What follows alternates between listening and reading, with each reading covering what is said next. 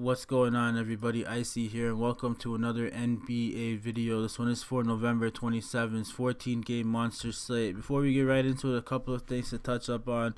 Number one, apologies for no video yesterday. I didn't have time in the morning like I usually do, and when I did, I didn't think it was worth making a video for a few hours. I did edit the spreadsheet though around 4 or 5 o'clock. I had all my notes in here. I had a little bit of extra time in the evening to really do some extra research, and I posted a lot of that on Twitter.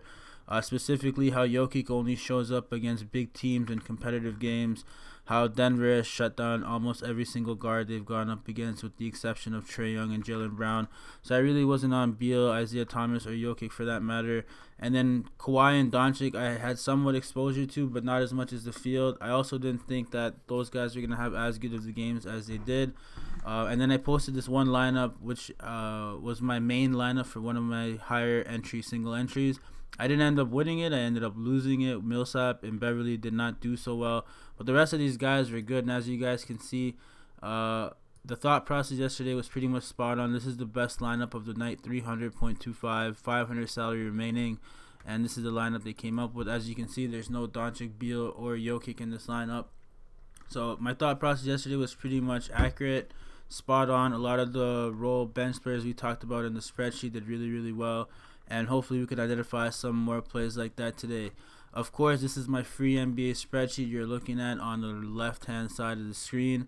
It's free. I work on this every single day. This morning took me extremely long, 14-game slate. I didn't even finish all of it. I just decided to do the video now, or it's not worth doing the video with only under 5 hours left by the time it goes up. So let's just get right into today's slate. We have a lot to go over. I'm only going to be talking about the guys I really, really like. I'll have notes for some of these other guys and the guys that don't talk that have notes. If you're interested in getting access to the spreadsheet, all I need is an email address.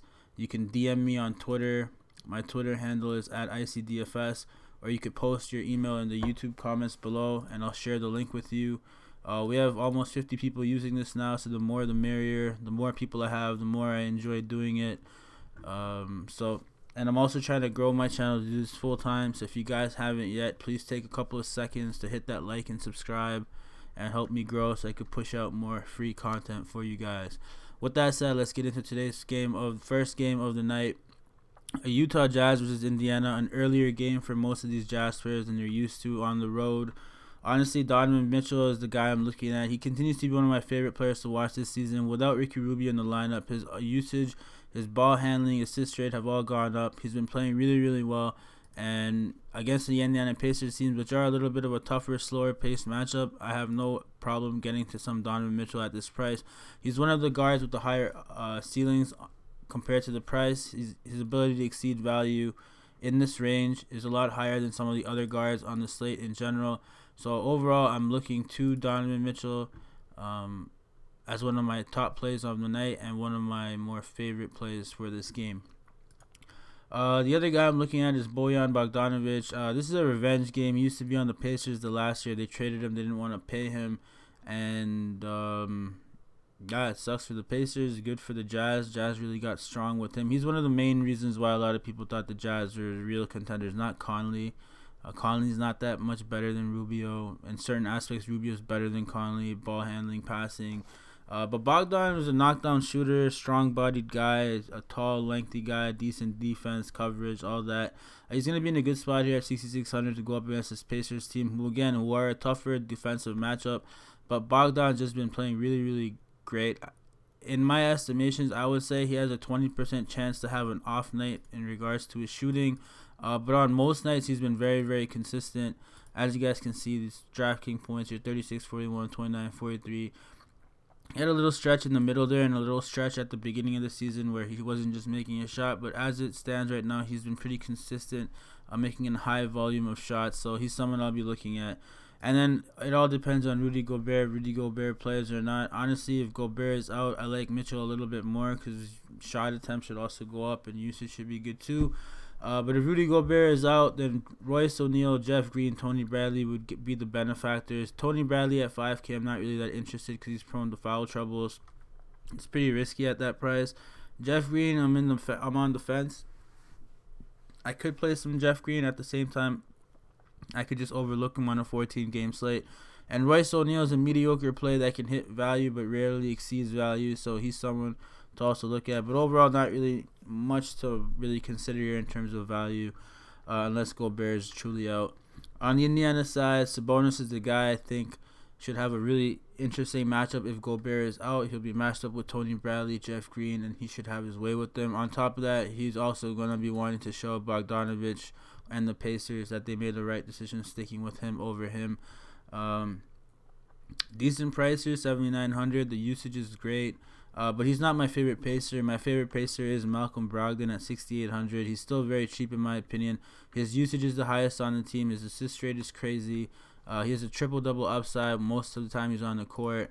He's a very efficient shooter, and even though this is a slightly tougher matchup with no Gobert, it should make driving to the basket a lot easier and just open up some more plays for the Pacers in general, so Brogdon can get easy assists.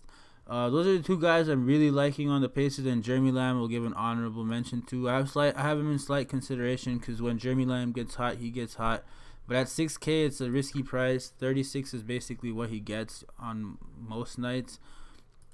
40 DraftKings is in that ballpark, but it could be, a little risky in this matchup against the Jazz and all that. But I'm on the fence with him. I like Jeremy Lamb. I like his knockdown shooting ability. If he gets hot, he gets hot. And at $6,200, it's a reasonable price for him. But the other two guys are just I prefer him a little bit more. And again, it's a 14-game slate, so I'll have some exposure to him, but not much. Next game we got here is Detroit versus Charlotte. Probably a really good DFS game, I would say, to target. Detroit does play at a slower pace, but they have been giving it up to the opposition. Consequently, Charlotte has been giving it up to the opposition, and they play at a faster pace, so it could go either way here. Honestly, Charlotte could upset the Pistons here, in all honesty. Charlotte's been playing with a great combination of youthful energy and aggression. At times, they've made some games really competitive, so knowing that, Drummond and Blake are the two guys I'm looking at, 94 and 7K here. Andre Drummond should have a very easy matchup here, especially with Cody Zeller out of the picture. Biyombo is a tougher match, but P.J. Washington's still a young rookie, and Drummond should be able to bully his way past him. Blake Griffin at 7K is still waiting for that monster Balake game, but Balake is making us wait, taking his sweet time. I thought Orlando would have been the one, but probably it wasn't, and I'm now changing that to Charlotte. Charlotte could very well be the one that provides Balake with the spark he needs to have that monster game. I'm on the fence with Langston Galloway. With Tony Snell still questionable, that makes Langston Galloway a viable play due to the amount of minutes he's been seeing. He's seeing 38 to 40 minutes with no Snell.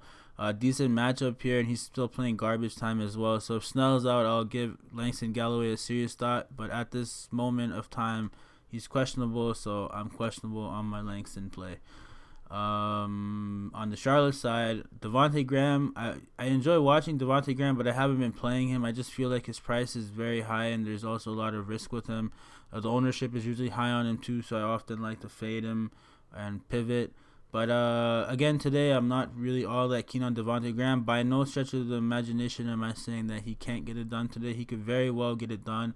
It's just a 14-game slate. There's other guys I like, and I like Rozier a little bit better than Graham. At $6,400, $400 price difference, Rozier's been stepping it up the last few games. He's had some real consistent performances the last few games. And look, in the long run of things, Graham could be the better player. But as it stands, this is Rozier's team. He's the alpha dog here. And he's still getting a good amount of usage. If not, he's getting slightly more usage than Devontae Graham. And the minutes are also almost identical, so no problem with Rozier. Miles Bridges is the other guy I like at 5K. I love the price, but it's a risky matchup. He has upside and can exceed value at this price range, but it is a slower paced matchup. Defensive style Pistons opponent could present some challenges. But at 5K, I don't mind the price at all for Miles Bridges. He's someone that could easily exceed value. It's just the matchup is not that great in that 14-game slate. There's a lot of guys we could get to. And I'm on the fence with P.J. Washington and Biyombo because Cody is questionable. He's not officially ruled out, but if he is, then that would put these two guys in play at reasonable prices, but a tough matchup again. Okay, the Nets versus Boston Celtics. And honestly, initially I wasn't really too keen on anybody, but it has to be the two main guys again, Dinwiddie and Taurean Prince. Dinwiddie is a really hard play for me. It's really hard because Boston's just a really good team. The only reason why I am considering him now and I wasn't before is because, Buddy Hield just did what he did the other day. And some teams have done well against Boston.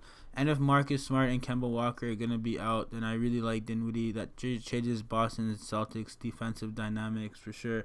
That just makes Dinwiddie and Taurean Prince have a much easier time getting to the basket and all that with Smart and Kemba not there. Smart in particular. Smart's the guy that causes the most problems for opposition defense.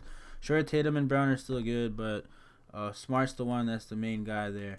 So if he's out, that should open up opportunity for a lot of these Nets players to exceed value. So Prince and Dinwiddie are the guys I'm looking at here. Joe Harris, honorable mention. I mean, he's only $100 more. He's playing a lot more minutes than either of those two guys on a nightly basis. He's also very capable of exceeding value here, hitting value for sure. But he's also someone that has a lower floor than the other two guys, which is why I'm not really excited about him. And Jared Allen, just talk about him real quick. 7,600, I'm not interested for someone who, number one, we don't even know if he's going to be playing as many minutes because DeAndre Jordan hasn't been officially ruled out. And B, his foul trouble history. So either or can be problematic for me, so I'm not really interested in him. On the Boston Celtics side, Jason Tatum and Jaylen Brown are the guys I like, even if these guys are playing. And if they're not playing, then they're almost like I'm locking them in at that point. There's just going to be so much usage in minutes. Minutes are not really going to go up as much. There's only so much they can raise them in a regular season game without it being detrimental to the team in the long run. But for these two young guys, 21, 23 years old, I can expect them to see maybe 38 minutes, playoff type minutes if the game is close. We've seen it from them in the past few games as well, so I don't rule that out. Very athletic guys here, definitely could get it done.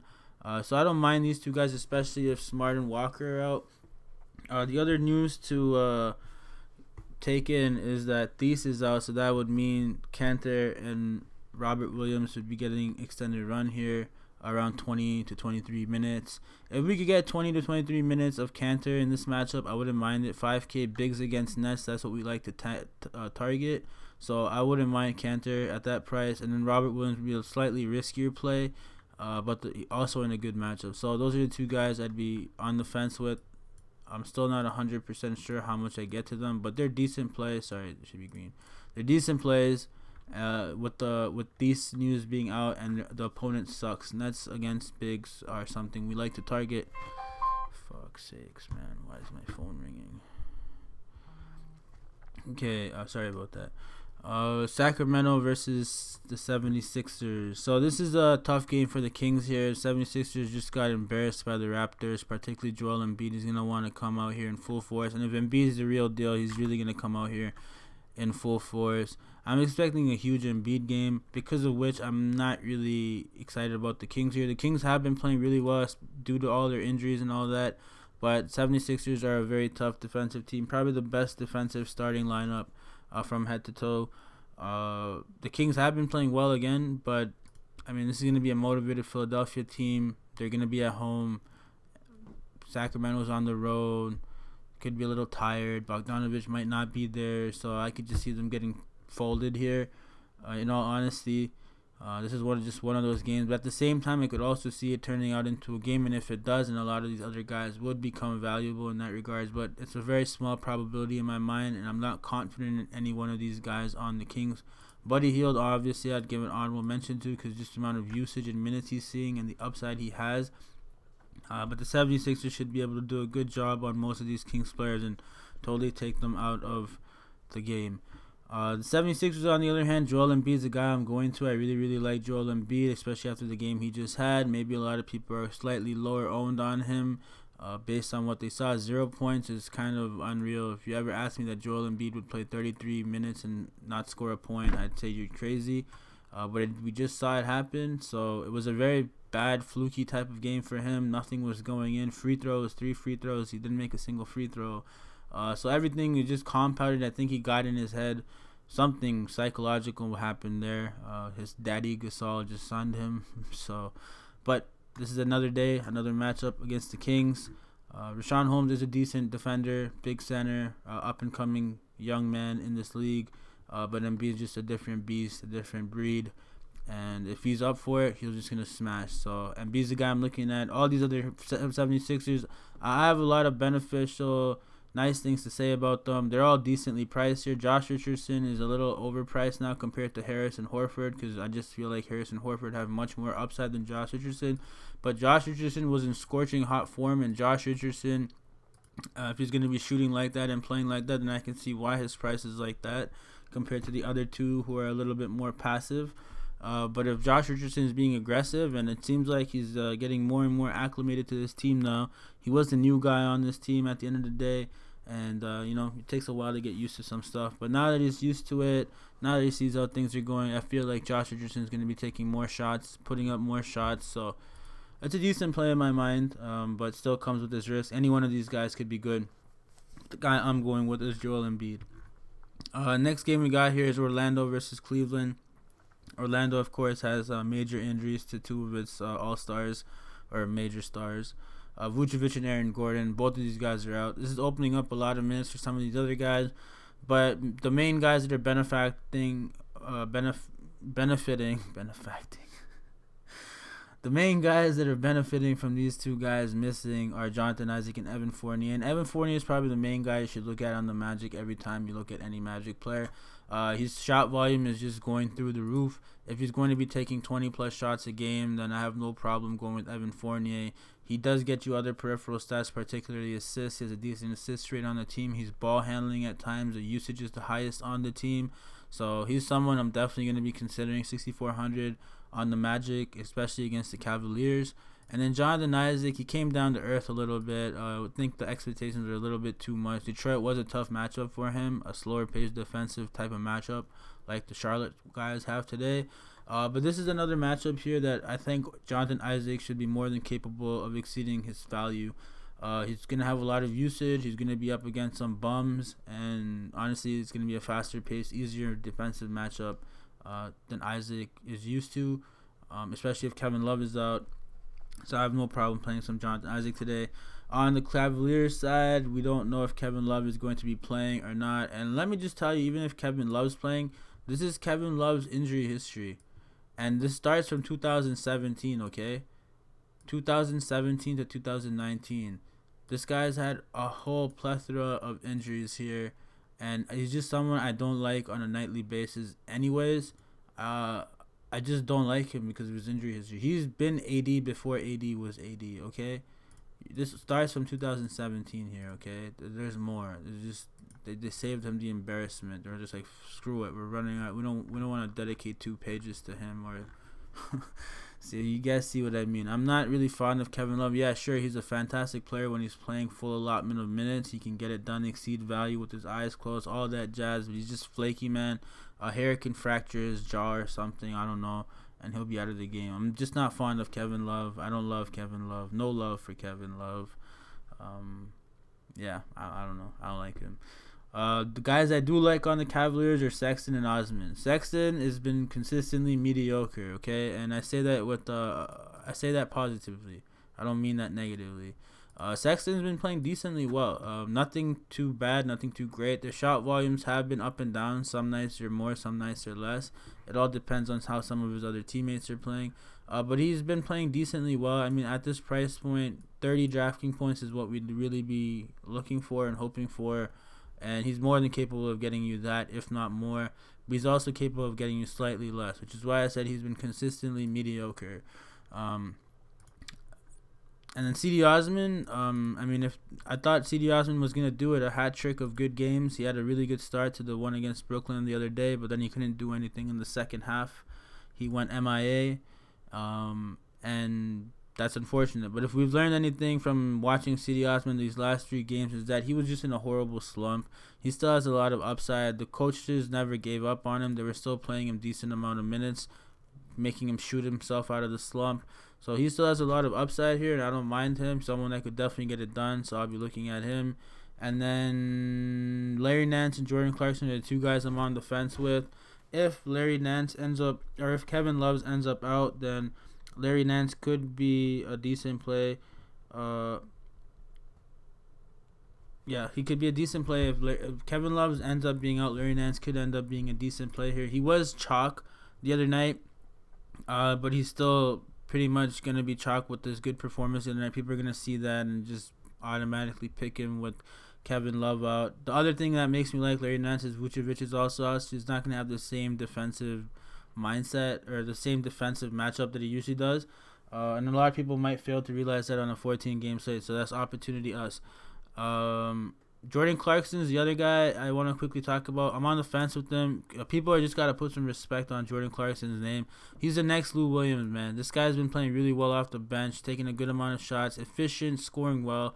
Definitely someone I think that could get it done against the Orlando Magic today, but it is a 14-game slate again. There's a lot of other guys, but just someone to keep an eye on. Put some respect on Jordan Clarkson's name. 5,400, 40 DraftKings point upside. I love it. John Henson's the honorable mention here real quick. He's questionable, and if he plays, I mean, I'm going to have to do some deeper dive research on John Henson. But from what I remember, John Henson's a very capable player. And if he's going to be suited up with Kevin Love out, then he could definitely see like 15 to 20 minutes. And then at that price point in this matchup, I would be all over that. So keep an eye on my Twitter for that throughout the day. I'll be posting some updates on that. And again, if you want access to the spreadsheet, I need an email address. Send me an email address that I could share the link with. You could DM me on Twitter, or you could post in the comments below on YouTube. Okay. Next game, New York versus Toronto. And I'm sorry that I'm going fast-paced, guys, but I don't want to make a 1-hour video. We're already at the 21-minute mark. So Toronto, New York versus Toronto. So New York, I'm just gonna be straight up. I'm not really excited about any of these New York players. I don't care if who plays, who doesn't play. Honestly, I've lost all hope in this New York Knicks team. This coach's crap is horrible. Until he gets fired, I'm not gonna be confidently picking Knicks players. I don't know what to expect on any given night. It's been giving me a headache. Kevin Knox played really, really well the other day and then got benched. I don't know why. It's just so stupid and dumb. And if you look at their game logs, from the other day, look at this bullshit. It was a close game, right? 2-point game, but look at these minutes: 17, 19, 20, 21. What kind of minutes are these, man? These guys, Ntilikina, Randall, Morris got their minutes, but all these other guys, he has no set rotation in his mind. He doesn't know who he can trust, who he can turn to. He doesn't know anything. He's literally figuring out what works in a live game. So that's stupid, and I don't want any part of that. Essentially, all these guys are dead to me. I don't care about any one of them. Sure, they could have good nights. Randall, Morris, Ntilikina, Barrett, if they're going to be starting, they're going to get 30-plus minutes. Their minutes are secured, but it's just too much, man. And the matchup sucks against the Raptors. I said all of that, and then I read my note here, and I remember that the last time the Raptors lost at home to an Atlantic Division team, it was in November 2015 against the Knicks. And this could very well be a thing where Las Vegas has been putting this stat out. I've seen this stat a lot in the last couple of days, and it was all leading up to this matchup. I really think the Knicks upset the Raptors here. It's just a stupid thought in my head. It's just my balls thinking, but I really think the Knicks have an upset here against the Raptors because Las Vegas wants people to bet on the Raptors at home against an Atlantic Division team. And they've been putting this stat out for the last 2 games. I've seen it over and over and over and over and over again. I've seen it enough where it makes me think that this is deliberate and the Knicks are going to win this game. There's going to be something stupid that goes on here behind the scenes that we're never going to be privileged to go up against. This is my conspiracy theory hat, that a lot of this stuff here is all planned and predicted and all that crap. But watch, if the Knicks lose today, you guys come back to me and be like, yo, you're woke. Of course, if the Knicks lose, then it was just because the Raptors are better. But take my conspiracy theory hat off now and continue with the take. But sorry, to be a little professional, I mean, you can look at the guys that are starting here. They're going to be playing 30-plus minutes. It's just the matchup is really tough, and I'd rather not. Okay, on the Raptors side, Fred VanVleet and Pascal Siakam are the locks for me on the Raptors side. Just the Raptors side, not on the slate. Personally, I feel like these guys are slightly overpriced. Not as great of a competitive matchup here. They're not going to be needed that much. I think they could really wrap the game up quick. But again, what I was saying here. if this were to be true and my conspiracy theory works, then it wouldn't work out like that. But let's just put the conspiracy aside and just look at the game as it is. The Raptors should just fold the Knicks here. They've been playing really well, really good defensive team. Everybody's bought into Coach Nick Nurse's philosophy. They're all defending first. They're all helping each other. No one's really greedy to take shots. Everybody helps each other, works off the ball. So looking at Fred VanVleet and Siakam here, both of these guys should be in play, playing playoff minutes. Easy matchup here. Is he going to stay competitive or not? And then Norman Powell is the other guy I'll be looking at here. He is very shooting dependent, but Norman Powell is someone that could get it done. He's been getting a lot of minutes. He's trusted by the coaching staff. And as you guys can see here, there's nothing that he can't really do at this price point. He gets you 40 DraftKings points relatively easy in this matchup. The minutes are good too, so all that bodes well for him. Terrence Davis is someone that could see extended run here, and he's been playing really, really well. He has huge upside. The only reason I say that is because Matt Thomas requires finger surgery. He's out for a month. So that should open up some minutes to specifically Terrence Davis. If not Davis, then Malcolm Miller. I highly doubt the Malcolm Miller, though. It just means more minutes for Davis. Next game we got here, one of my favorite ones to watch on the night is the Miami Heat versus the Houston Rockets. This is a rematch of one that we've already seen before. And starting with the Heat, Butler is the guy that'll do it for me at 8K. I have no problem getting the Jimmy Butler. He scored 50 DraftKings points against the Rockets the other day. He's somewhat been inconsistent the last few games. They've been getting their butts kicked around. They got demolished by the 76ers, and Butler had a real quiet game in that one. Now that Houston's home in this one, I expect Houston to be a little bit more consistent offensively. But Miami has been employing a good defense led by Jimmy Butler himself. So I don't mind Jimmy Butler at 8K.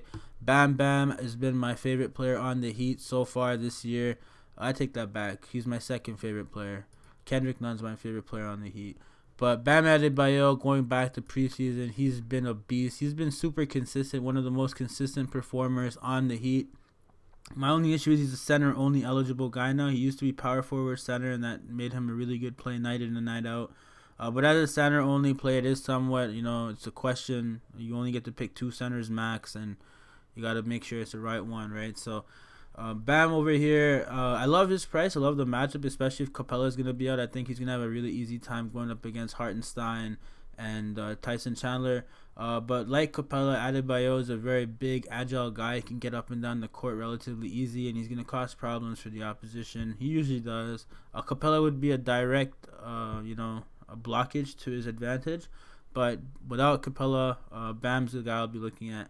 And then between Hero, Nunn, and Dragic, these guys are all in play here. Houston's defense is terrible against guards. My problem with Kendrick Nunn is last time he got into foul trouble, and I didn't really think about it at that time, but it made sense during the game. James Harden gets to the free throw line the most in the league, meaning the other team gets a lot of fouls called on them. And a young rookie guard and Nunn and Hero, those guys could easily get into foul trouble. Nunn did get into foul trouble the last game, which is why he only played 16 minutes. But Nunn as a whole has been playing really, really well. He's been a real shining light for this Heat team. They did really well getting him from the G League, working on him. He's 24 years old, not your typical rookie. He's been a very efficient shooter, confident, up in your grill, decent defense. So coaches really love him, but I'm just worried about the foul trouble. But these 3 guys are the guys I'd also be considering in play. And then on the Rockets side, of course, you got Harden and Westbrook. Both of these guys would be in play. Kind of like Harden's price at 3K less than Harden. Sorry, I like Westbrook's price at 3K under Harden's a little bit more. It stands out to me. Westbrook's more than capable of getting it done. He has been having some shady games the last few days. But if Capella's out, that should just open up all the reboundings in the world for Russell Westbrook, who'd be all over that. And should also benefit immensely from the extra ball handling he'd be seeing if he's getting the defensive rebounds. The problem I have here with Westbrook in particular is Miami's been super good against guards. They've been one of the best, and I'll post that on Twitter later when I do a deeper dive into the research there, and post something I did for Jokic and the guards against Denver yesterday. But guards against Miami haven't really been doing all that well so far this year. Westbrook, of course, is an elite level point guard. He could get it done, but I mean the last game he had here wasn't all that well either, right? So he only had 25 DraftKings points, so that wasn't good. But he's more than capable of getting it done. At a 3K discount from Harden, I don't mind Westbrook. They could very well finish up with the same DraftKings points. Harden, the only way to stop Harden is if Harden stops himself. And Harden has real 60, 70 DraftKings point floor. Like, his floor is like a 60, right? His ceiling's like 100. So Harden for sure is in play. If you're going to pay up for anybody, you should pay up for Harden. Over Giannis too, but definitely I don't have a problem going with Harden and Westbrook here. Daniel House, the other guy, I'll be looking at 4,500. He's also someone that the Rockets really rely on. He just came back from injury the other day. Didn't really have all that great of a game the last 2 games he's played, so people might not pick him all that much, but he should be in a decent pace-up spot here, even if Miami has good defense. Isaiah Hartenstein is going to be in play if Capella is out for sure at 3,600. I'll be all over that. But that's pretty much it, though, for this Rockets team. I'm not really interested in any of these other guys. This next game, Clipper and Memphis, I'm actually just going to skip this whole game because it is a back-to-back for the Clippers, and I'm 90% sure some guys get rested here. And until I know that, I don't really want to have a take. So I'm going to update this one throughout the day. So if you guys have access to the spreadsheet, check it out. It'll be on this. I'll just put it in the main column here. And, of course, if you want access to the spreadsheet, again, I need an email address. DM me on Twitter or post a comment on my YouTube. But I'm not going to give a take on the Clippers-Memphis game yet. Excuse me. I'm also not going to give a take on the Atlanta Hawks team because they just have too many questionable people. And we don't really know what's going on with that right now. So for the sake of this video being short, I'm going to skip that. Keep an eye on my Twitter or the spreadsheet throughout the day. I'll be updating that. I'll talk about the Bucks though, because we pretty much know what's good with the Bucks. I mean, Giannis is a $12,400 guy on a 14-game slate. That just doesn't really sit well with me. I'm on the fence here. I mean, he could definitely go out there and crush the Hawks. Hawks have been playing at a much faster pace than they did at the start of the season. I think they're almost like top 7 in pace now. The Milwaukee Bucks are the top team pace-wise, so this should be a super pace-up matchup here. Giannis could definitely get it done. With no Middleton there, Bledsoe's really going to have to do a good job on Trae Young. Trae Young's already shown that he could score on even the most stout defenses, so it leaves a lot to be desired here. But Giannis definitely could get it done, but at 12-4 on a 14-game slate, there's just a lot of other options I wouldn't mind getting to and, you know, having a more balanced lineup than Giannis taking up a good portion of my cap. Wesley Matthews stepped up in the absence of Middleton. This is more what I expected from Wesley Matthews when he was signed with the Bucks. He was just playing terrible.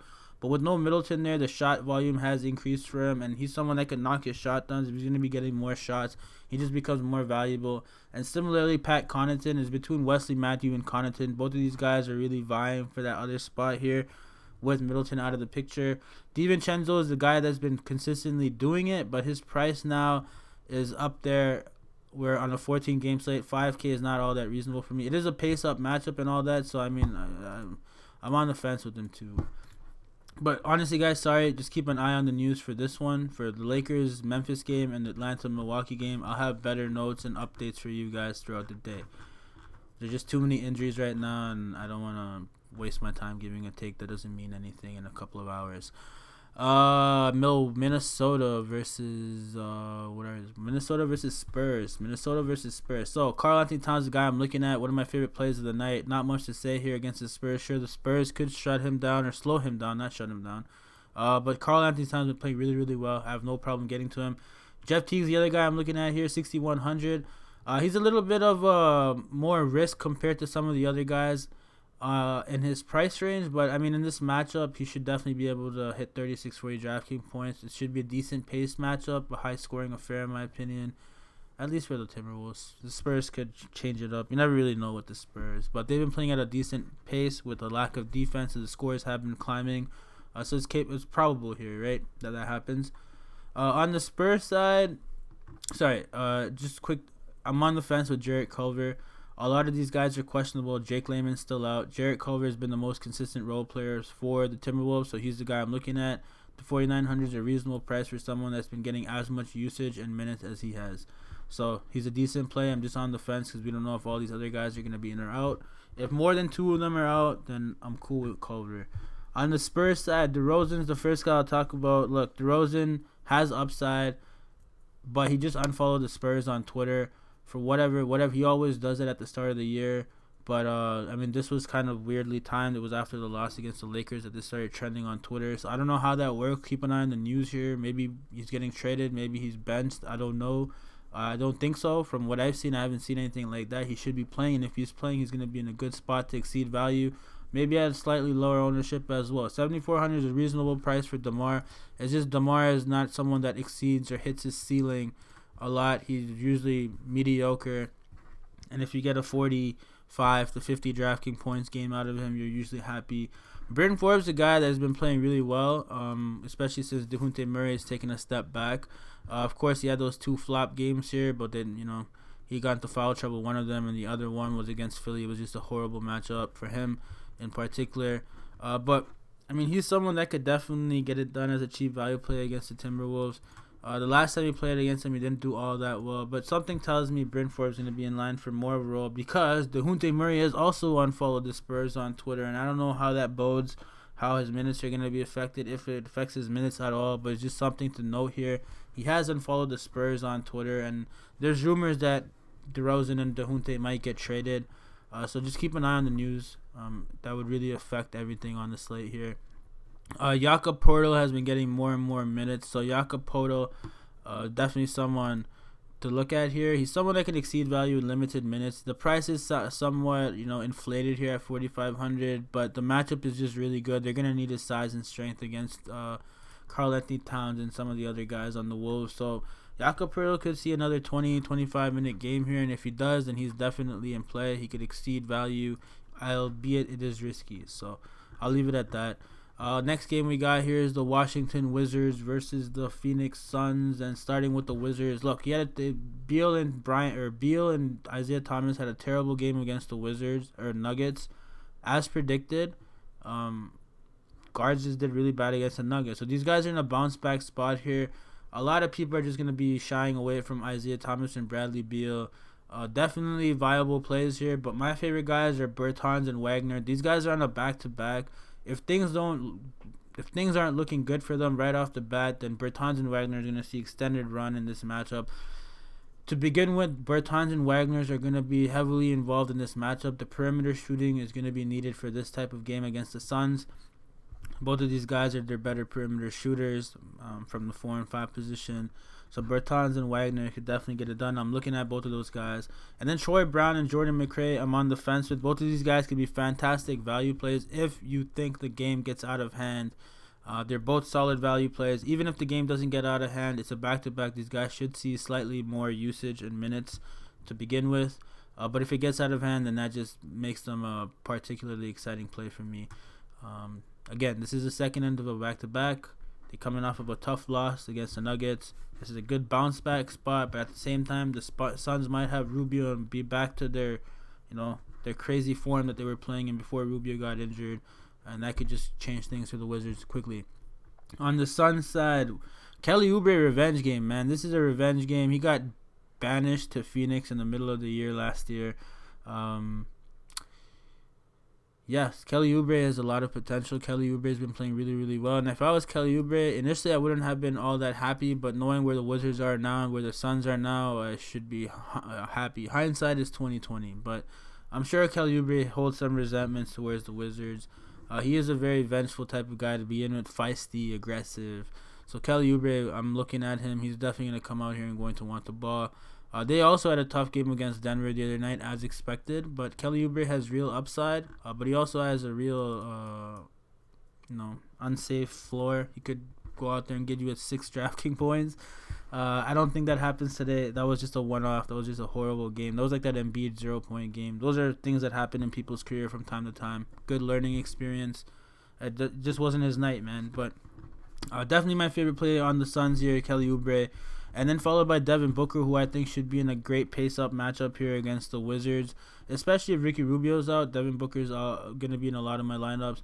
But then if Ricky Rubio is in at 5,500 and he plans to play and there's no minutes restriction, then he's like a lock for me at 5,500. Like, how do you get away from Ricky Rubio at 5,500, man?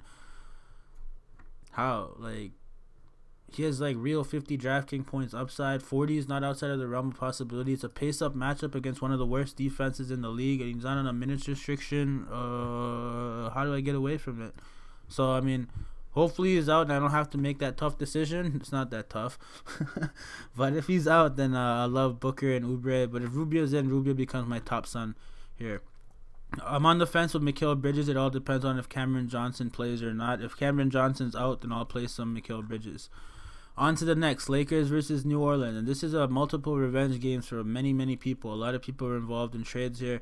Honestly, LeBron's a good play and all that, and he should be in for a great game here against a fast-paced Pelicans team with a crappy defense and all that. But Anthony Davis is the guy I'm looking at, and I have a feeling LeBron's going to really try and feed Anthony Davis here so he can have a monster game against his former team. Look, they almost didn't trade Anthony Davis. They benched him for a good part of the year last year. He's reduced his minutes to 20 minutes per game last year. It wasn't all that well. It didn't end on a good note. Anthony Davis is definitely going to want to shit on his former employers. No doubt about it. If he plays, he's probably my favorite play on the slate. Bar none. 10K Anthony Davis revenge game. This is the one I've been waiting for. I really think he has a monstrous game here for sure.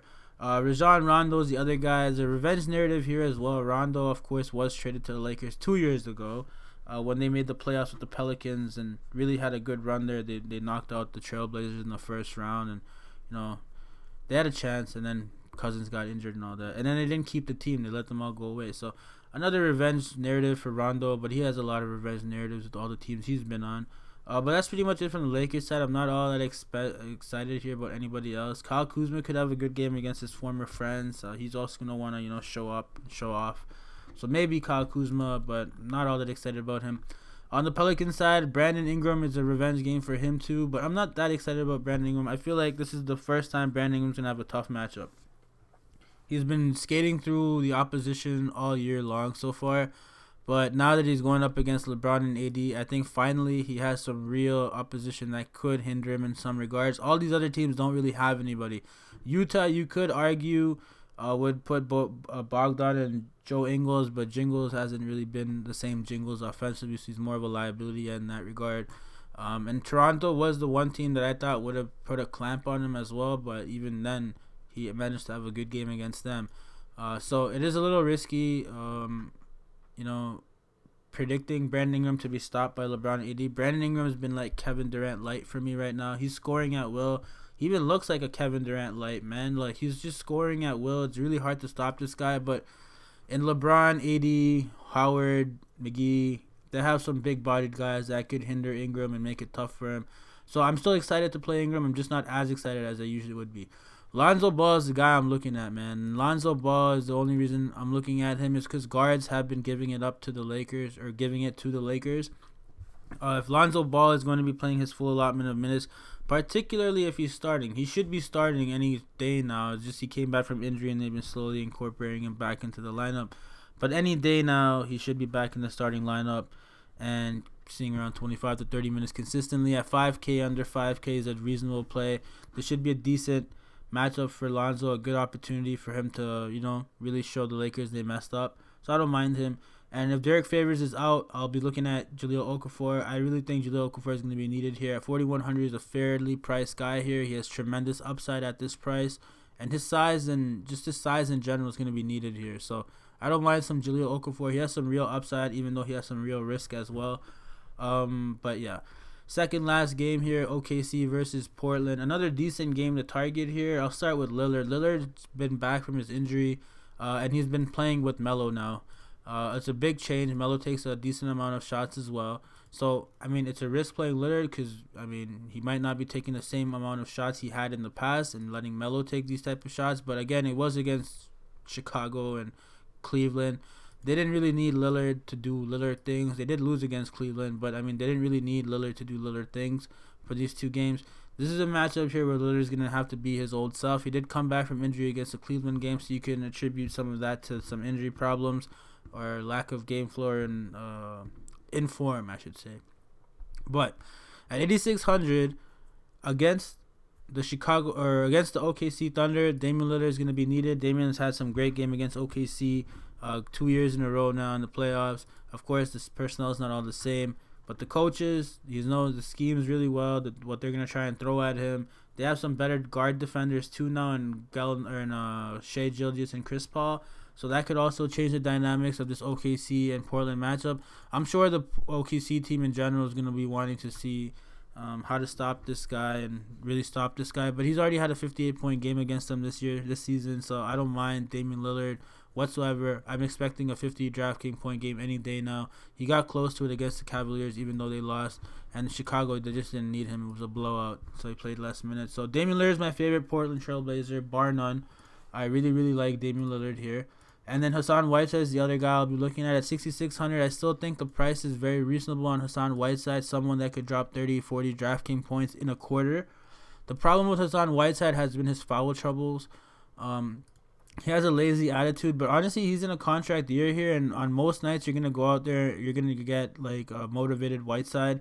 It's just been the foul troubles that have been giving him slow starts to the game, but he's someone that usually gets what he's supposed to get throughout the course of the game and ends up with a reasonable result. Something that doesn't kill you, but sometimes leaves more to be desired. So I don't mind Whiteside here against OKC. Whiteside has had some decent games against the Thunder, in particular Steven Adams. So I mean, he's had some decent upside here, and these are all in limited minutes, right? So Whiteside is playing more minutes now. If he's going to be playing more minutes, he has some decent upside here. Consequently, Steven Adams has had some decent games against Whiteside, and Steven Adams still plays this regular allotment of minutes. So I don't mind Whiteside here. Does come with his wrist foul trouble and all that, but he's someone that could just smash the slate on any given night. He hasn't done so yet, but he's more than capable of. A great game for him. And I don't know why I started talking about Portland over OKC, but I guess now we'll go to OKC last. OKC is the away team here. Sorry for the confusion. But I like SGA and Danilo Gallinari.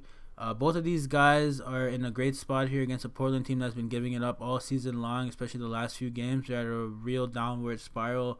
With Melo back, they finally picked up a big win against the Bulls, something that was much needed. But, I mean, OKC is a decent defensive team. They play at a mediocre pace, not fast, not slow, and they have some real good defenders on this team, real good players.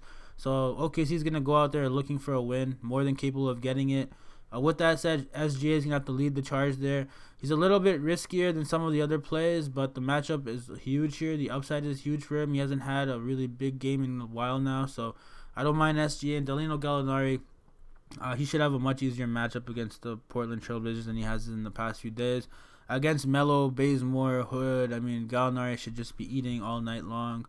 And then Steven Adams, I'm on the fence with. Honestly, I like Nerlens Noel a little bit better than Steven Adams because I think Noel has a higher ceiling. It's just Adams' minutes are safe. He's on the floor a consistent amount of times. He doesn't really get into foul trouble. Excuse me. Noel does get into foul trouble. But Noel just has way more upside. He's agile, and he's someone that could match up with Whiteside a little bit better. But, I mean, either or, I don't mind Adams. It's just Adams' ceiling is not all that high, and at 6K, I'd kind of want 40 DraftKings points, which I'm not confident he can get on a nightly basis. Nerlens Noel is risky, but at 4,700, I mean, 30 DraftKings points is more reasonable for me, so I like Nerlens a little bit more. And then the last game of the night, probably my one I'm going to target the most, man. Oh, my God. Levine, Wendell Carter, Satoransky. These are the three guys I really, really like on the Bulls up against the Golden State Warriors. The worst defensive team in the league right now. All three of these guys should be in prime position to have extended run, extended game opportunities, and production upside.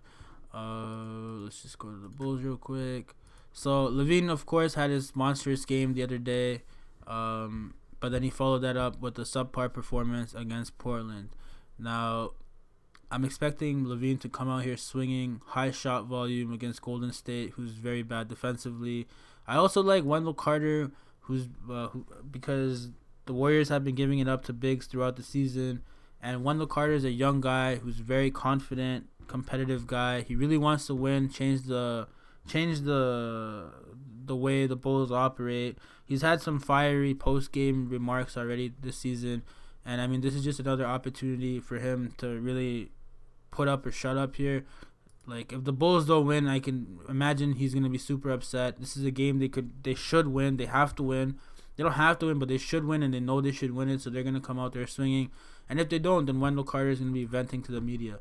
7K is a kind of steep price for him. However, it makes him real risky, especially with this foul trouble history. He does get kind of hot-headed sometimes and you get into foul trouble. So there's that, but I mean, the opportunity, the sky is the limit for these guys, say the Bulls guys against the Golden State Warriors.